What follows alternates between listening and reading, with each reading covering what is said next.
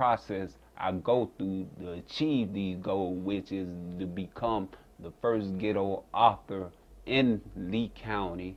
Horror in the Street. Let me give you a brief view of Horror in the Street. It's an urban book about werewolves where you have 4 individuals, 1 female and 3 males, where they actually 2 of them, 3 well actually 3 of them know they werewolves, and the one he doesn't know, but he not for sure, and he living the street life, and he having these dreams where it's either fixing to happen, the things that going on in the actual fixing to happen, or done happen.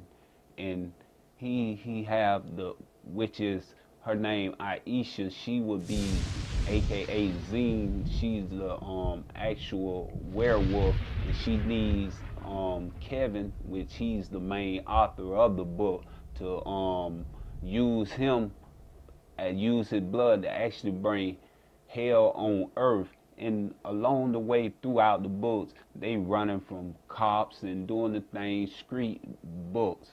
So that's the kind of twist I gave it to it. If you actually read, you will see where I'm going with it. So Aisha is the queen werewolf that gonna bring hell on earth. Is that true? Yes, she is. She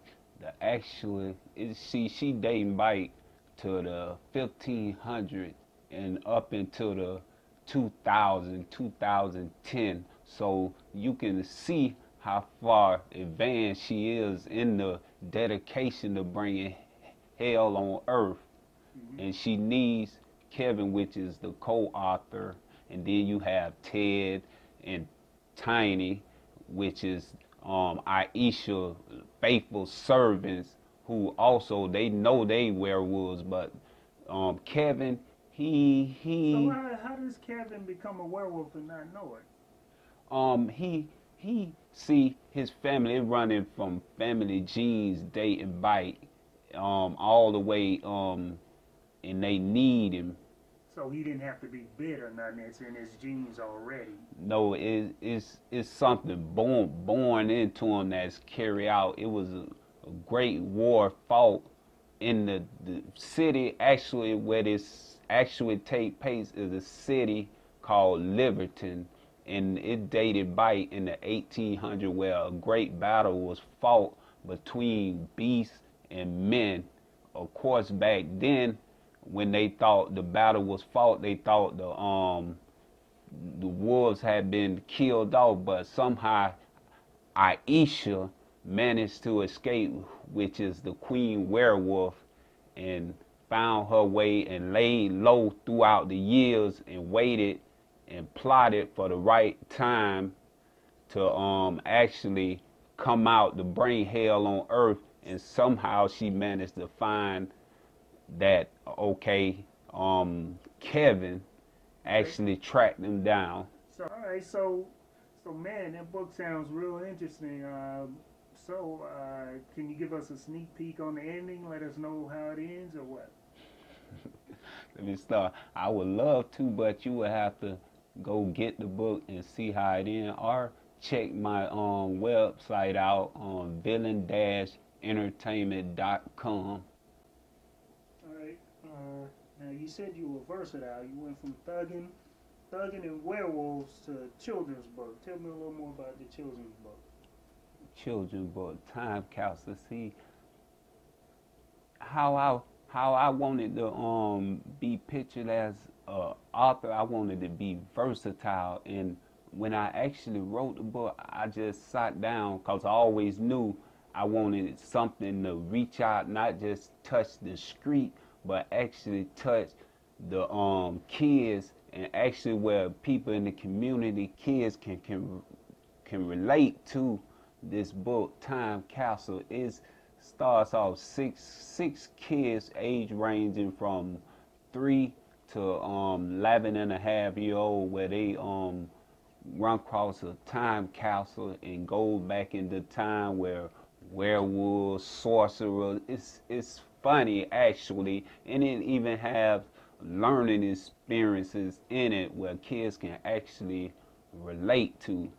As I wrote it, I even enjoyed it myself writing it. Why'd you name it Villain Entertainment?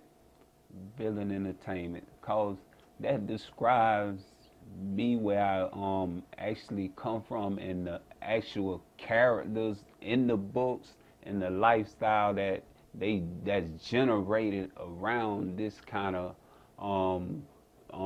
atmosphere I'm trying to build around these books and the characters. So if you actually hear villain, you would think the street life and the different aspects that come behind being a villain and the characters dealing with drugs, sex, money. So I base that so as to be something catchy and actually explains me all in a nutshell and where I come from, where I'm going, and not just that. I actually look at villain entertainment as not just being street, but it can also be something positive. For instance, like when I turn this around into something positive, that okay, you don't gotta be labeled as a villain to be out there in the street doing street things. You can actually be a villain at whatever you do positive. Okay, if I want to be a car salesman, I be a villain in that, really strive for. So I just the word to me would just catch it, and I was just trying to find something around, cause I never forget where I come from, so I want to build things around this here, around me too, actually come up with the word villain entertainment. So that's how I come about that there. Love it, love it, love it, love it, love it. I love it like the first girlfriend I had. I love it like my mama, like I love my dad. I love it like a fresh notepad, like I love the mic, the pen, like I love the laugh.